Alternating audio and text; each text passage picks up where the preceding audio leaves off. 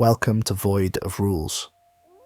I was just looking at my channel analytics, and a shocking 85.5% of you watching right now aren't subscribed.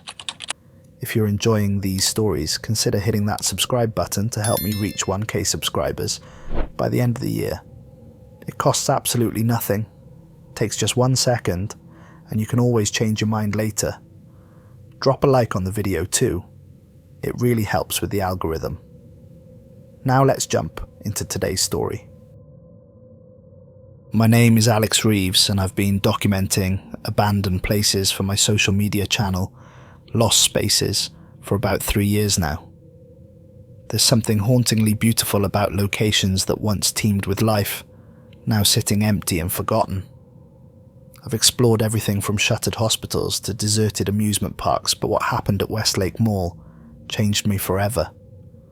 I just moved to Oak Ridge last month for a new job. It's a mid-sized city with the usual urban sprawl, but what caught my attention immediately were the rumours about Westlake Mall. According to locals, it had been abandoned for 15 years, sitting on the outskirts of town like a concrete ghost. "Don't go there after dark," the barista at my regular coffee shop warned when I mentioned my interest. She lowered her voice. "People who go in don't always come out the same." I laughed it off. I'd heard similar warnings before about other abandoned locations. They were almost always just local superstitions. But my curiosity was piqued. The official story was that Westlake Mall closed due to structural issues and economic downturn. The more I dug, however, the more I found references to incidents in the months before closure. Nothing specific, just vague mentions in local newspaper archives about disturbances and unexplained events that drove away customers. I visited the local library to search through microfiche records of the Oak Ridge Chronicle from the period just before the mall's closure. The librarian, an older woman named Maggie, frowned when I mentioned Westlake. "My niece worked at the jewellery counter in Bradshaw's department store," she said quietly. "She quit 2 weeks before they closed everything down. Wouldn't tell anyone why, but she started sleeping with the lights on. Still does 15 years later." The newspaper articles were frustratingly vague. There were reports of behavioural incidents among shoppers and staff, complaints about environmental factors affecting store merchandise, a rash of missing persons reports that were never connected officially to the mall, but all mentioned Westlake as the last place the individuals were seen. One article particularly stood out, an interview with the mall's final manager, a man named Richard Klein, who abruptly resigned 3 days before the closure announcement. The photo showed a haggard-looking man with dark circles under his eyes. "Westlake has served its purpose in this community," he was quoted as saying. "Some doors, once opened, cannot be closed again, only abandoned." One night, while searching through obscure urban exploration forums, I found a post from someone claiming to have explored the mall 3 years ago. Most of it was standard stuff, descriptions of decay, warnings about unstable floors, but at the end was something different. "If you insist on visiting Westlake, follow these rules. I'm not joking. Your life depends on it." What followed was a list of 10 strange, specific instructions that made no logical sense. I dismissed it as someone trying to spice up their exploration story. People do that all the time online, add creepy elements to make abandoned places seem more mysterious than they really are. Still, I copied the rules into my phone's notes, just for fun. The username on the post was "Third Time Never." When I tried to message them for more information, I discovered the account had been deleted. Further searching revealed similar rule lists posted by different users over the years, each with slight variations but the same core warnings. I spent a week preparing for my exploration. I researched the mall's layout, finding old marketing materials that included detailed floor plans. I identified all possible entrances and exits, noting that most had been sealed with concrete blocks or metal plates according to recent photos. The West Service entrance appeared to be the only feasible way in, judging from other urban explorers' reports. I upgraded my equipment, purchasing a better camera with enhanced low light capabilities, a more powerful flashlight, a portable power bank for my phone, and even a small air quality monitor to detect dangerous mold or chemicals. I wasn't taking any chances with the physical dangers, at least. The day before my planned exploration, I received a strange direct message on my Lost Spaces account from an anonymous user. Saw your research into Westlake, don't go. If you do go, follow the rules. If you've been once, never go back a third time. I'm still trying to resist going back for my third visit. It calls to you. Find me if you make it out. Username is the number of days I've resisted the call. The account was deleted before I could respond. The next day, I gathered my equipment. My camera, extra batteries, flashlight, water, first aid kit, and a detailed floor plan of the mall I'd found in an old newspaper advertisement. I waited until dusk before driving out. The autumn air had a bite to it as the sun dipped below the horizon. Westlake Mall sat in the centre of an enormous parking lot that was now cracked and sprouting weeds. The massive structure loomed against the darkening sky. A 2-story behemoth of beige concrete and broken windows. Most entrances were boarded up or blocked by concrete barriers, but I'd located a service entrance on the west side that urban explorers reportedly used. Before approaching the building, I circled it slowly in my car, filming the exterior. The architecture was typical of late 90s retail development, boxy and utilitarian with attempts at grandeur in the form of faux marble accents and large glass entrances now covered with plywood. Signs warning of asbestos, structural damage, and prosecution for trespassing dotted the perimeter fence, many of them weathered to illegibility. I parked behind an abandoned gas station a quarter-mile away and approached on foot, using the growing darkness as cover. The fence surrounding the property had been cut and repaired so many times, it was more suggestion than barrier. I slipped through easily. As I approached the service entrance, I noticed unusual graffiti surrounding the door. Not the typical tags or crude drawings, but symbols arranged in patterns that almost resembled instructions. They seemed to guide movement in a clockwise direction around the door frame. Wedged into a crack near the handle was a weathered piece of paper, folded multiple times. I pulled it out and unfolded it under my flashlight beam. It was a handwritten list of rules, nearly identical to the ones I'd seen online. 1. Enter only through the west service entrance between 7 p.m. and 8 p.m. 2. Always keep moving in a clockwise direction through the mall. 3. Don't enter any store with a blue light visible inside. 4. If you hear music from the carousel in the central court, leave that area immediately. 5. Avoid reflective surfaces after 9 p.m. 6. Do not interact with any employees. They are not employees. 7. If you see a child alone, do not approach or acknowledge them. 8. The food court is off limits entirely. 9. Bathrooms are safe, but never spend more than 3 minutes inside. 10. Leave before midnight or stay until 6 a.m. There is no in-between. A chill ran down my spine that had nothing to do with the autumn air. Finding these exact rules here, at the actual location, was unsettling, but I rationalized it. Someone from the forum had probably left this note as a prank to frighten other explorers. I checked my watch, 7:30 p.m. Perfect timing, according to Rule 1, if I were to play along with this game. The service door was unlocked, opening with a long, pained creak. I slipped inside, turning on my camera's night vision mode.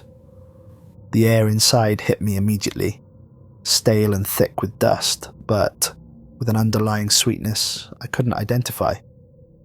It reminded me of cotton candy left too long in humid air.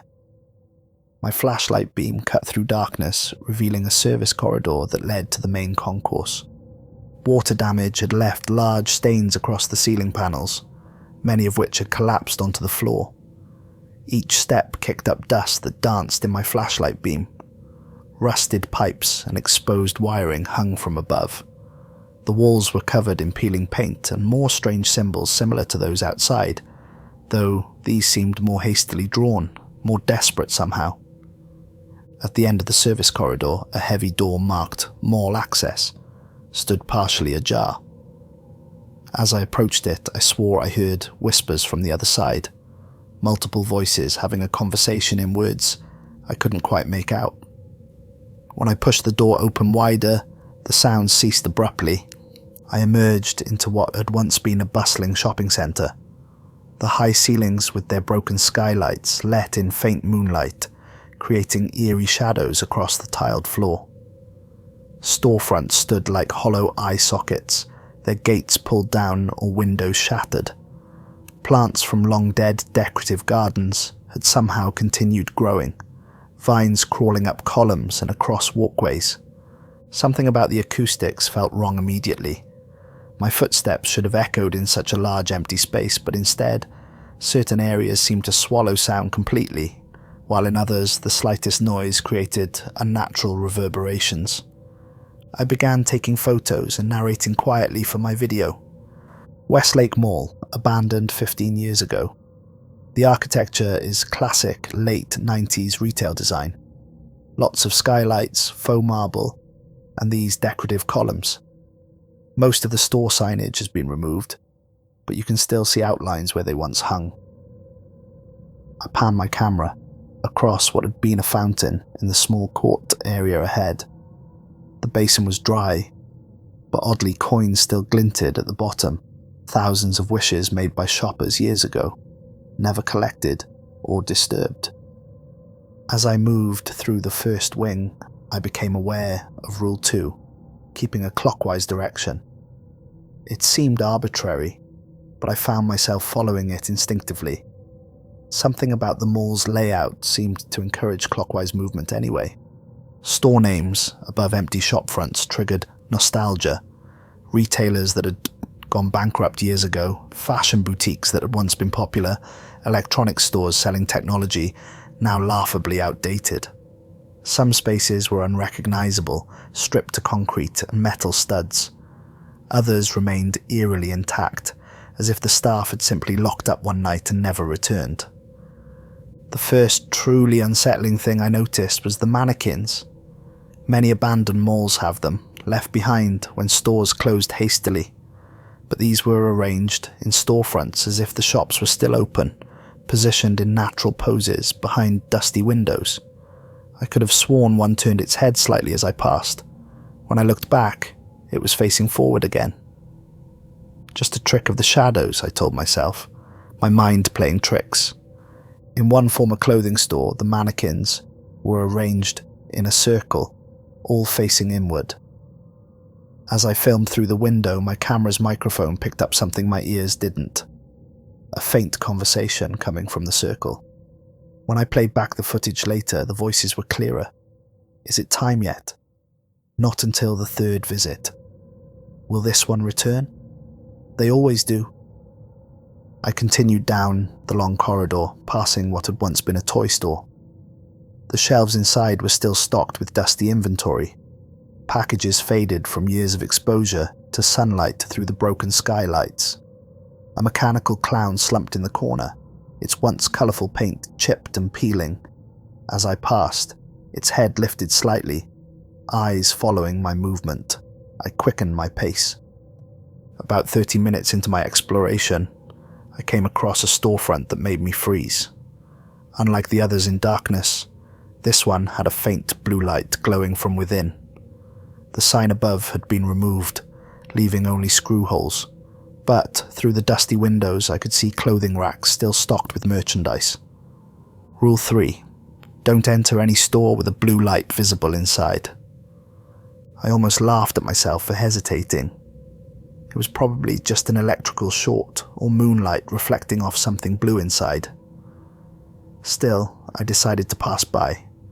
As I did, I glimpsed movement within. A tall figure passing between racks, its proportions not quite right. Too tall, too thin. Whatever it was stopped when I looked directly at it, standing perfectly still between two clothing displays. Its arms hung to its knees. fingers too long and too numerous. Its face was in shadow, but I felt it watching me.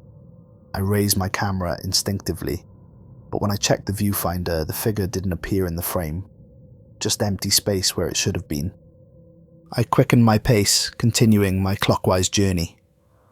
The temperature fluctuated wildly throughout the mall. Some areas were freezing cold, cold enough to see my breath, while others felt unnaturally warm and humid, like walking through invisible pockets of summer air. In one frigid section, frost patterns had formed on the walls, not random crystallization, but intricate designs that resembled faces in torment.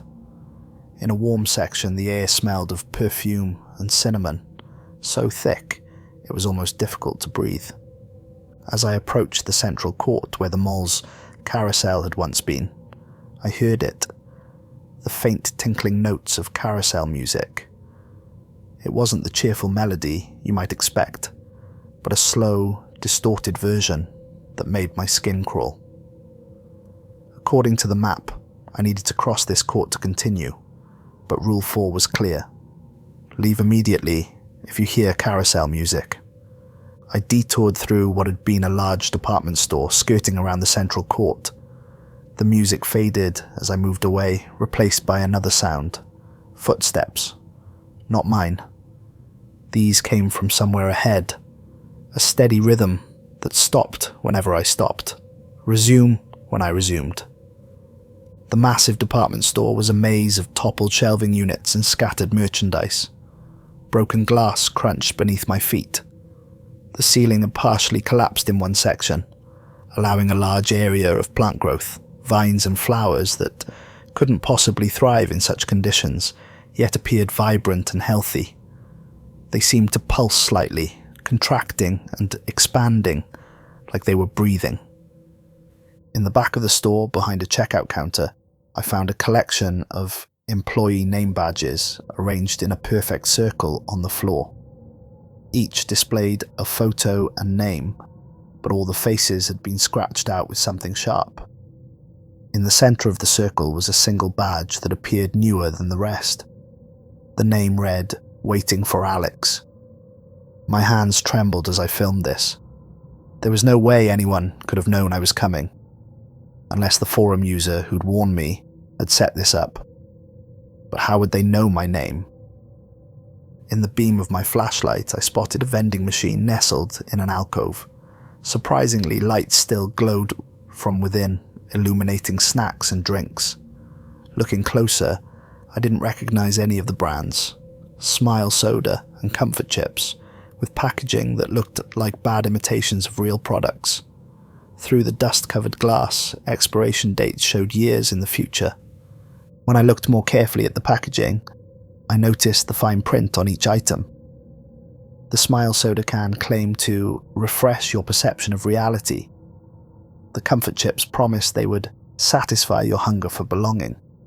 Most disturbing was a candy bar called Third Time, whose only description read, "You'll never leave after this one." Nearby, wedged behind the machine, I found a journal. The leather cover was worn, pages yellowed. It belonged to someone named Jordan, who had explored the mall multiple times. The first entries were excited, describing the same things I'd seen. The later ones grew increasingly paranoid. The final entry simply read, "Third visit tonight. I know better, but I can't stay away. If found, tell my brother I'm sorry." I flipped through the journal carefully, reading Jordan's observations. He had been meticulously documenting the mall, developing his own theories about what was happening there. Day 14. I've been comparing the map to the actual layout. They don't match anymore. It's like the mall is growing, adding spaces that shouldn't exist. Today I found a hallway that connected two wings that should be separate according to the blueprints.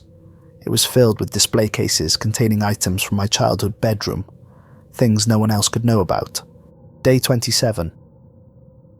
The rule about reflective surfaces is critical. After 9 PM, they don't show reflections. They show openings to somewhere else. I saw people shopping in a version of this mall that wasn't abandoned. They looked happy until they turned toward me. Their faces. Day 42.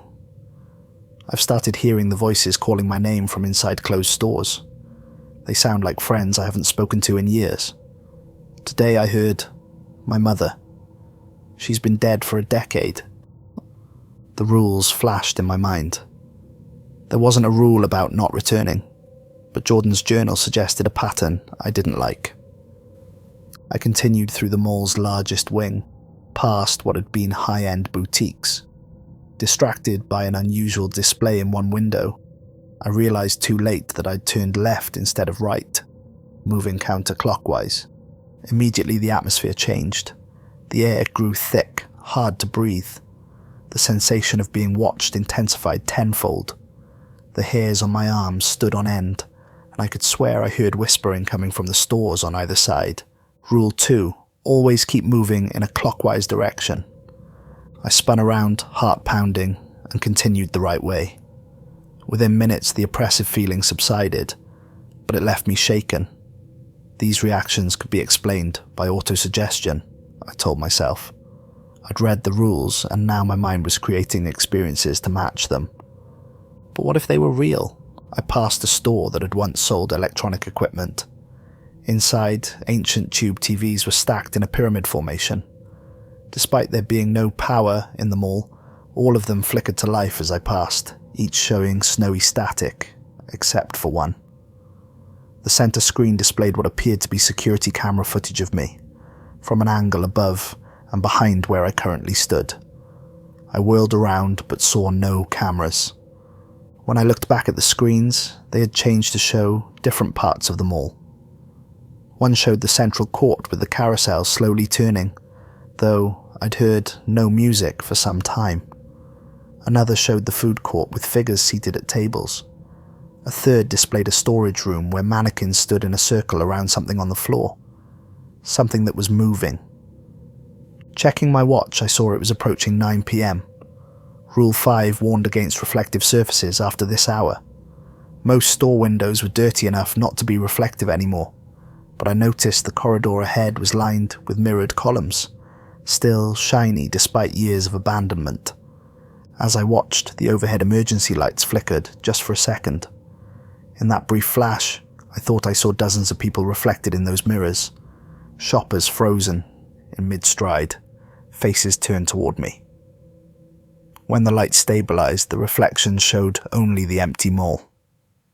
I decided to keep my eyes forward, avoiding looking at any reflective surface. The mall directory signs still hung from the ceiling, though many letters had fallen off. One caught my attention because it listed stores I didn't remember seeing on the mall map. Names like Memories Lost, Regrets, and Third Time Treasures. The directory claimed these stores were on a lower level, but according to my research, Westlake had no basement.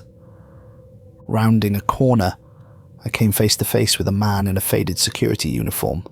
He stood perfectly still, about 20 feet ahead. His posture was too rigid, his arms hanging at unnatural angles. His face was in shadow, but I could tell he was watching me. Rule 6, do not interact with any employees. They are not employees. My throat went dry as he raised an arm, beckoning me to follow him. His movements were jerky, like someone had replaced his joints with hinges. I shook my head and backed away slowly. The guard tilted his head at an impossible angle, nearly 90 degrees. For just a moment his face caught the light. His features were blurred, as if someone had taken a photo of a face while moving the camera. He made no sound, but his mouth opened too wide before he turned and walked through a staff door. My hands were shaking so badly, I nearly dropped my camera. This couldn't be explained away as easily. Either someone was playing an elaborate prank, or something truly wrong was happening in Westlake Mall. Behind the guard, painted on the wall, in what looked uncomfortably like dried blood, was another message I hadn't noticed. They wear our faces when we're gone. I continued my exploration, moving deeper into the mall's west wing. Here, the destruction was more extensive. ceiling panels missing entirely, revealing pipes and electrical conduits above. Rain had gotten in, creating large pools on the floor that I carefully navigated around. In one such pool, I saw what appeared to be koi fish swimming, orange and white shapes moving beneath the surface. Curious, I directed my flashlight beam directly at the water. There were no fish, only submerged shopping bags that shifted in response to air currents, their plastic surfaces reflecting my light in ways that created the illusion of movement. But when I turned to leave, the ripples in the water formed a pattern of words. "Come back a third time, Alex." I had covered about half the mall's circumference when I reached the central court from the opposite side. The carousel music had stopped, so I decided it might be safe to cut across rather than detour again. The massive open area had once been the heart of the mall, with a 2-story ceiling and skylights that now let in moonlight. The carousel stood in the centre, a massive contraption covered in dust and cobwebs. Instead of the typical horses and benches, this one featured strange animal hybrids, creatures that were part familiar and part wrong. A horse with too many legs, a lion with human eyes, a deer with hands instead of hooves. The paint on these creatures was chipped and faded, but the exposed material underneath didn't look like wood or fiberglass. It resembled flesh, desiccated and preserved. I had the disturbing thought that the carousel animals weren't just designed to look like creatures. They had once been actual living things, transformed and mounted on this horrible merry-go-round. The control panel of the carousel still had its key in the ignition. A laminated sign hung from it, yellowed with age. "Do not operate after closing. Do not operate during third shift." Surrounding the court were tall mirrored columns, most now covered with black plastic sheeting. One section had fallen away, revealing the mirror beneath. I remembered Rule 5 and averted my eyes, but not before glimpsing what the mirror showed. Not the decrepit, abandoned court, but a bright, clean, bustling mall full of shoppers dressed in fashions from decades past. They moved normally, except their faces were all turned toward me, expressions frozen in uncanny smiles. I hurried past, heart hammering in my chest. This was beyond light tricks or suggestion. On the far side of the court, I found what had once been a photo booth, its curtain torn and hanging by one corner. The booth was covered in years of graffiti, but one message stood out, written in neat block letters: "It takes 3 visits to make you permanent." Next to the photo booth was a wall of Polaroid-style photographs, hundreds of them arranged in a collage. Each showed a different person standing in front of various Westlake Mall locations. In the earlier photos, the subjects were smiling. In later ones, they looked increasingly distressed. The final photos in each sequence showed only empty mall backdrops. The subjects gone, with dates written at the bottom. All the dates were separated by exactly 3 weeks. Checking my phone, I discovered 2 impossible things. The battery had drained from 85% to 13% in under an hour, and the clock display was glitching between 10:30 p.m. and 3:15 a.m., flickering back and forth. Worse, when I consulted my mall map, it no longer matched what I was seeing. Corridors stretched longer than they should have. Store locations had shifted. A wing that should have contained a dozen shops now housed only 3, spaced impossibly far apart. I tried to use my phone's GPS to locate myself, but the signal showed I was simultaneously in multiple locations across the city, some miles from where the mall actually stood. I tried calling emergency services, but the call connected to what sounded like carousel music played backward. On the walls, beneath layers of dust, I discovered graffiti from other explorers. 54 days trapped. It only lets you leave if you find someone to replace you. The rules work until they don't, never come back a third time. The last one appeared frequently, scratched into walls, written on pillars: even carved into wooden benches. Never a third time, just like in Jordan's journal.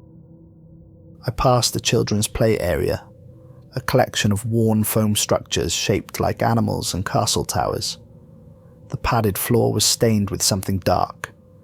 In the centre stood a small table with colouring books and crayons that looked recently used. The pictures were disturbing, crude, childish drawings of people being taken apart and reassembled wrong. Names were written at the top of each page, along with "Visit 3 inches" in different handwritings. Turning a corner, I saw a small boy sitting alone on a bench near a dried-up fountain. He couldn't have been more than 8 years old, head down, shoulders shaking with quiet sobs. My first instinct was to help him, but Rule 7 flashed in my mind. If you see a child alone, do not approach or acknowledge them. I tried to move past without looking, but the boy spoke. Alex, please help me. I'm scared." My blood ran cold. I had never mentioned my name, not out loud, not on camera. "Alex, please look at me. I just want to go home," the boy pleaded, his voice breaking. I made the mistake of glancing over. The boy's face was streaked with tears, his eyes wide with fear, but his shadow on the wall behind him was moving independently, stretching and twisting into a shape that had too many limbs. "I just need someone to take my place," the boy whispered, his voice suddenly deeper. "Don't you want to help a lost child, Alex?" I turned away sharply. "You're not a child."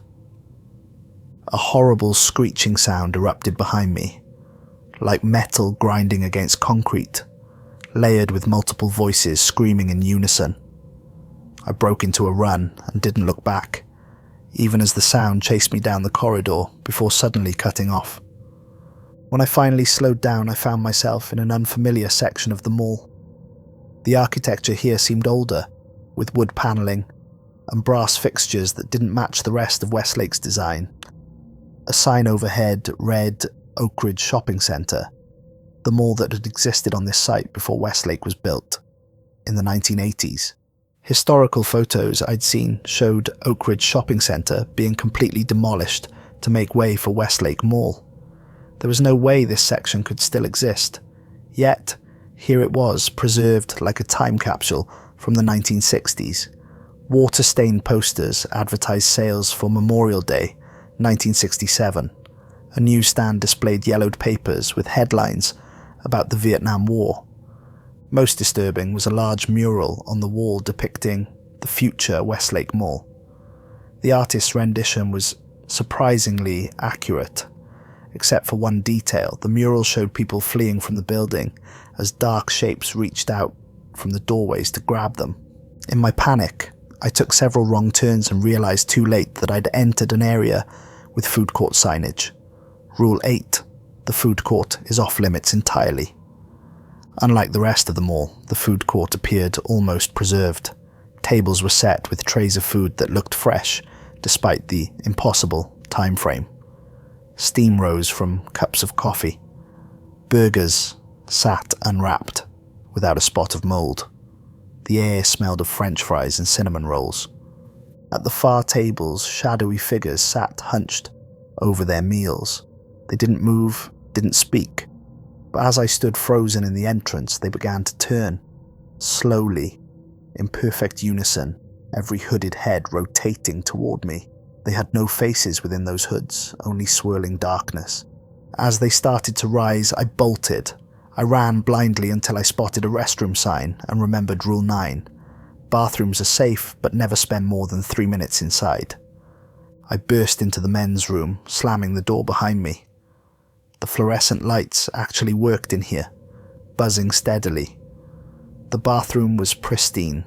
No dust, no debris, the mirrors clean, and the floor tiles shining as if recently mopped.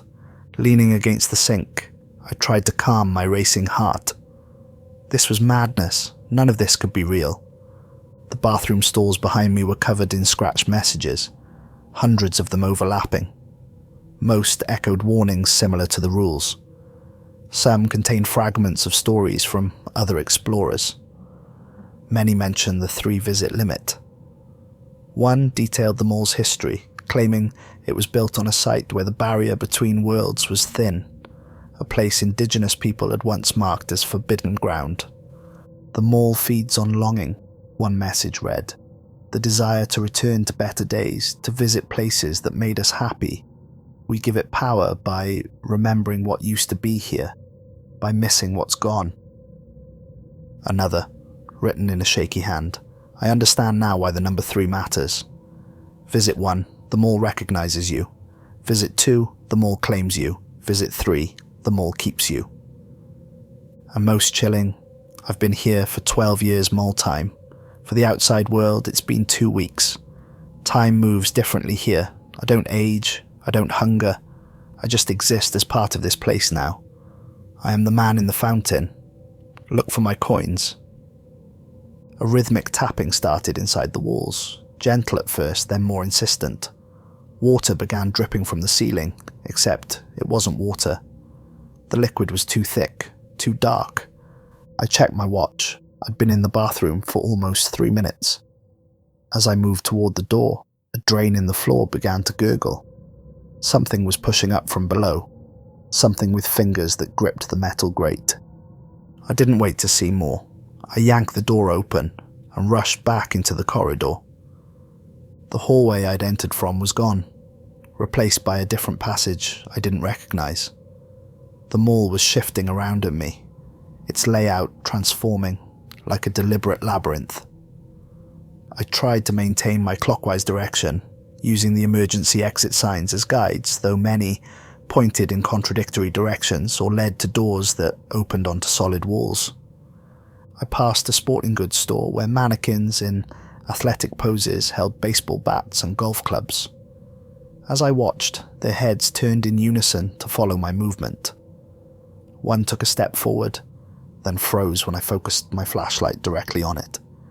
In a shoe store, footprints appeared in the dust behind me, prints that didn't match my shoes, materializing one by one as if someone invisible were walking there. Outside a jewelry store, display cases held watches that all showed different times. As I passed, they synchronized to show 11:45 p.m. My phone read 11:45 p.m. with battery at 2%. Rule 10 echoed in my mind. Leave before midnight or stay until 6 a.m. There is no in between. I had 15 minutes to find the exit. I abandoned any pretense of completing my exploration and began following exit signs, keeping to a clockwise path. But the mall seemed to actively fight against my escape.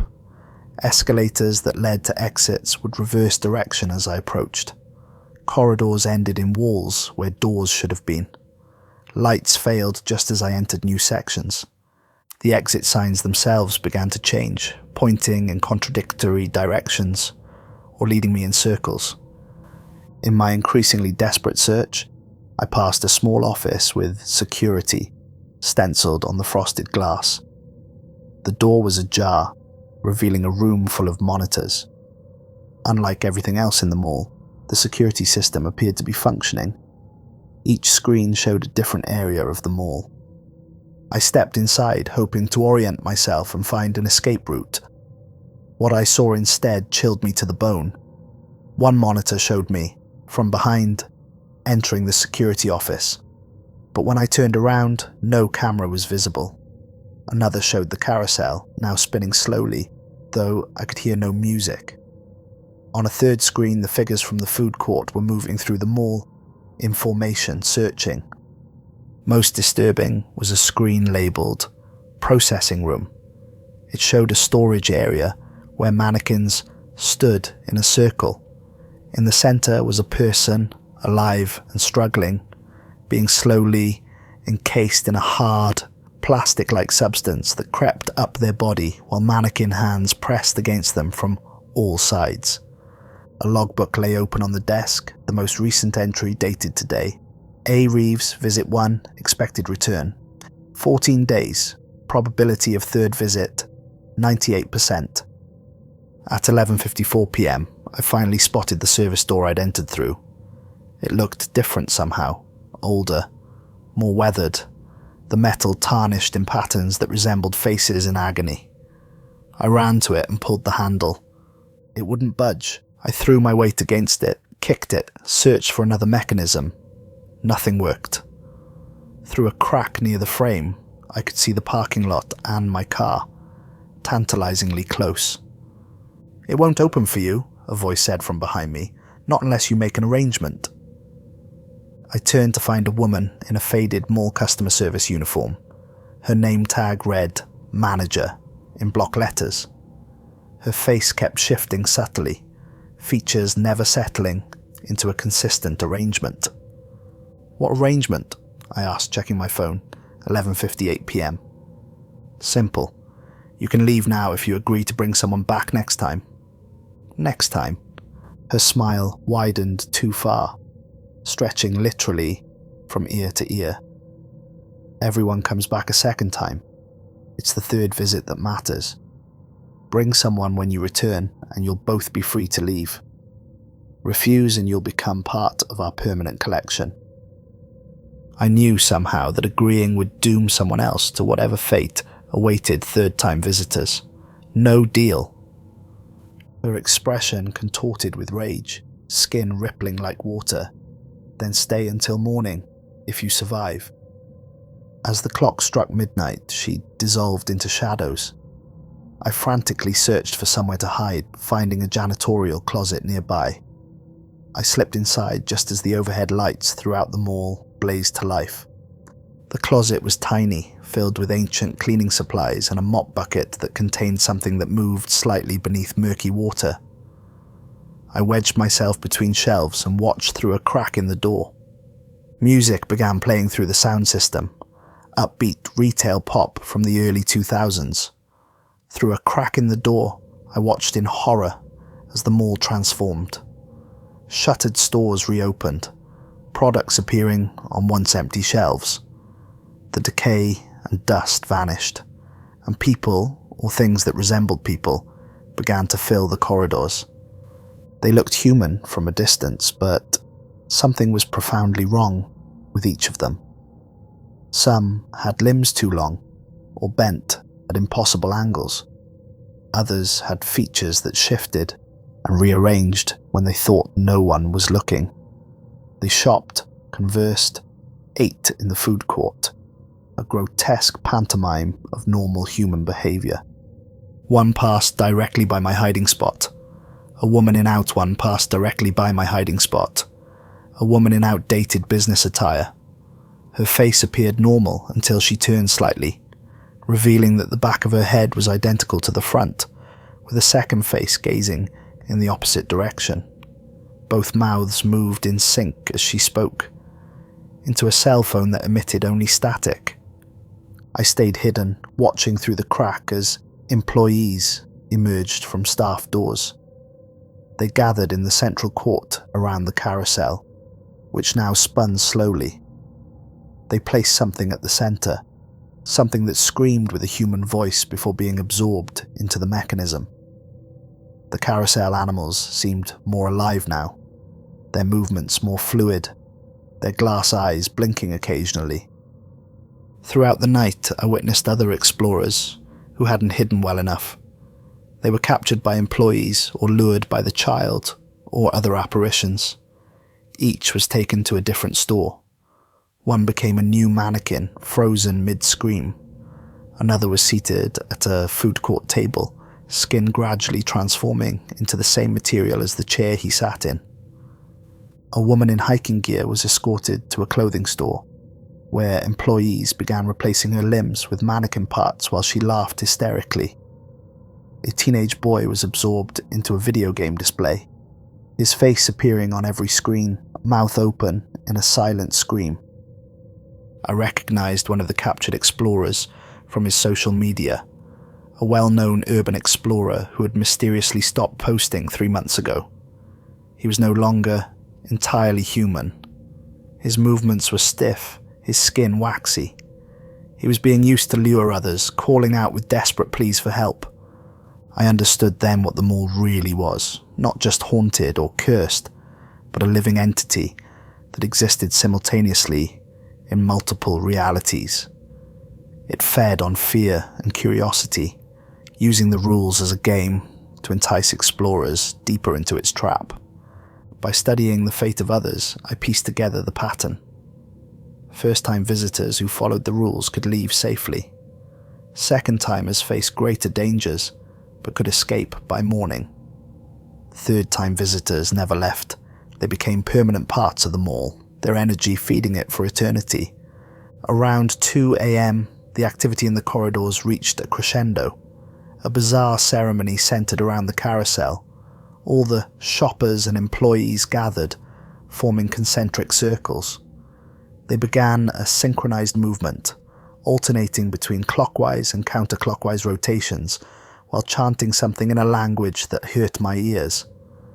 At the center, the mall manager stood on the carousel platform, arms raised.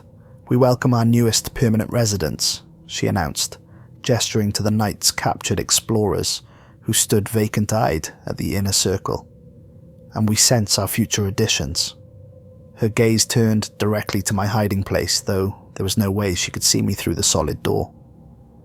"We know you're watching, Alex Reeves," she continued. "Your place is already prepared. All collections need new acquisitions. All malls need new stores. You'll make a fine addition to our directory." The gathered crowd turned as one, staring at my hiding spot. For a moment, I was certain they would rush the door and drag me out. Instead, they began to disperse, returning to their parody of normal mall activities. The manager's voice echoed once more. "Enjoy your temporary freedom. The third visit is inevitable." For hours, I remained motionless in my cramped hiding space, muscles cramping, too terrified to risk searching for a better spot. I watched through the crack as the bizarre shopping continued throughout the night. Transactions involved exchanges of personal items, wedding rings, locks of hair, photographs of loved ones, rather than money. Around 4 a.m., the activity began to slow. The shoppers moved more lethargically, some starting to flicker like bad television reception. Store lights dimmed one by one. The music system switched to slow instrumental versions of the same cheerful songs, the tempo gradually decreasing until the notes were drawn out to eerie, mournful wails. In a clothing store across from my hiding spot, I watched employees carefully arranging new mannequins, the explorers who had been captured earlier. Their faces were frozen in expressions of terror or resignation. One, a young man with a camera still hanging around his neck, was positioned to stare directly at the janitor's closet where I hid.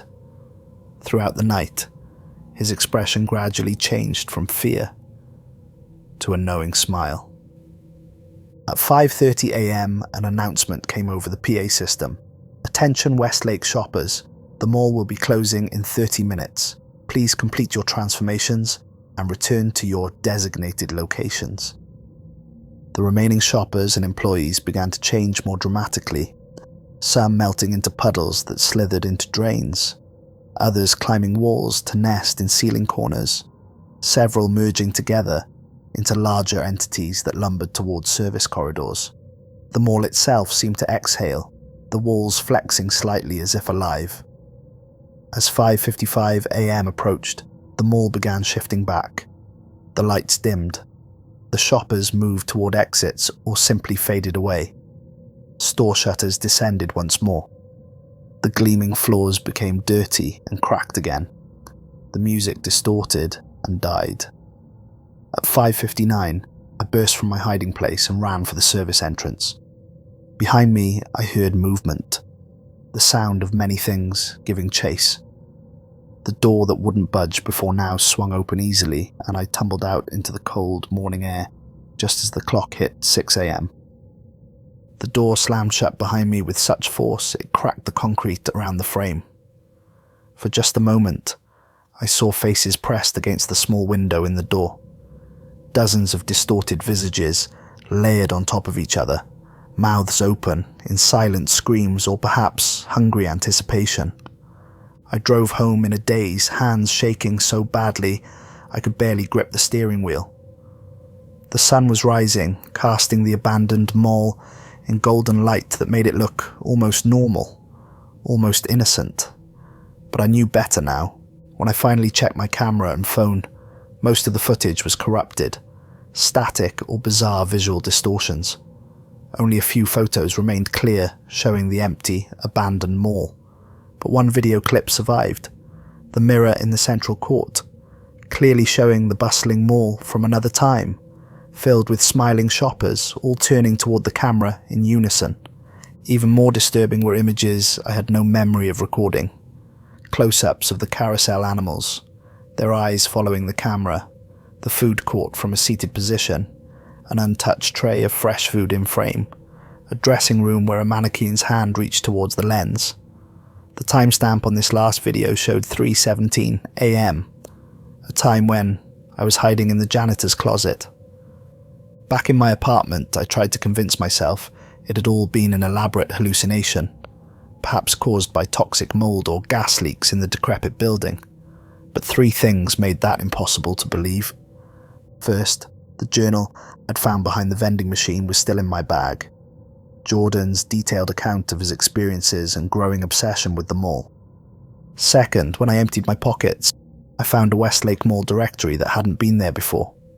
It listed stores I'd never heard of with disturbing names: Lost Time, Faces You've Forgotten, Broken Promises, and Third Visit Tailoring. My name appeared on the mall map, marking a vacant storefront with "Coming Soon, Alex's Eternal Exploration." Third, and most terrifying, I discovered a mannequin hand in my camera bag. Not a full mannequin hand, but a partial one, just fingers emerging from a smooth stump. As I stared at it in horror, the fingers twitched slightly and seemed to beckon. I locked it in a storage box and buried it in my closet. It's been 2 weeks since my visit to Westlake Mall.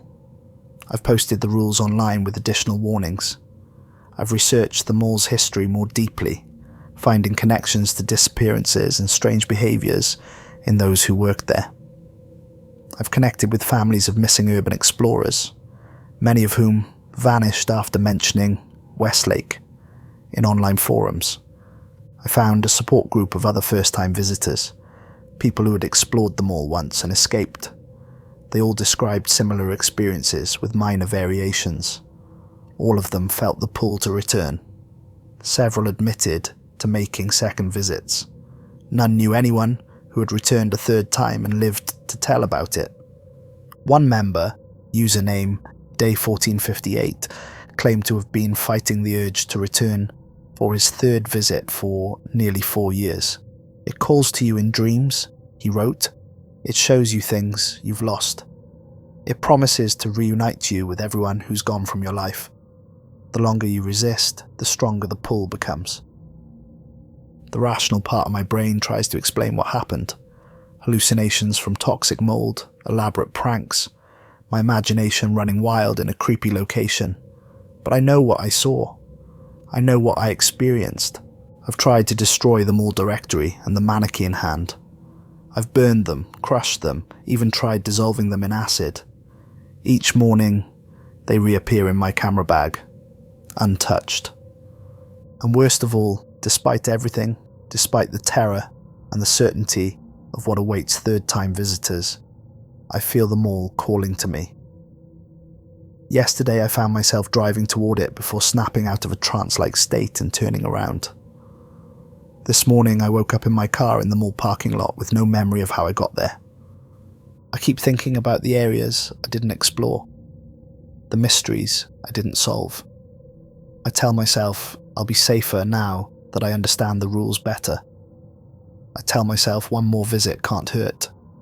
The mannequin fingers tap against the storage box at night, keeping rhythm with the carousel music I hear in my dreams. The mall directory pages turn on their own, always opening to the map with my name. Last night I found a note slipped under my apartment door, handwritten in childish scrawl. "We miss you, Alex. The carousel is waiting. Your place is ready. Come back soon. Come back for your second visit." The ink was still wet when I found it, though security cameras show no one approached my door all night. I know I shouldn't go back. Everyone in the support group warns against it, but I've already packed my exploration bag. Better equipment this time, more batteries, backup cameras. I've studied the rules obsessively, added my own notes based on what I experienced. I've mapped possible hiding spots for the midnight to 6 a.m. period. But as I pack my bag for a second exploration tonight, I keep seeing those words scratched into walls and store doors. Never come back a third time. My hand is on the doorknob. The mall is waiting. I know the way without needing directions. If you're reading this and considering exploring Westlake Mall yourself, I beg you, follow the rules, all of them, and remember what I've learned at terrible cost. The mall always gets its due, and no one has ever been seen again after a third visit. I'll be more careful tonight, I promise. But somewhere inside, I already know I'll be going back a third time. The mall has chosen me, just as it chose Jordan and all the others. I can feel my future mannequin self waiting patiently in some forgotten storeroom, my waxy face stuck in an eternal smile, ready to wear my life like an ill-fitting suit. The carousel turns. The music plays. Westlake Mall never closed. It just changed what it was selling. And I'm the newest item in stock.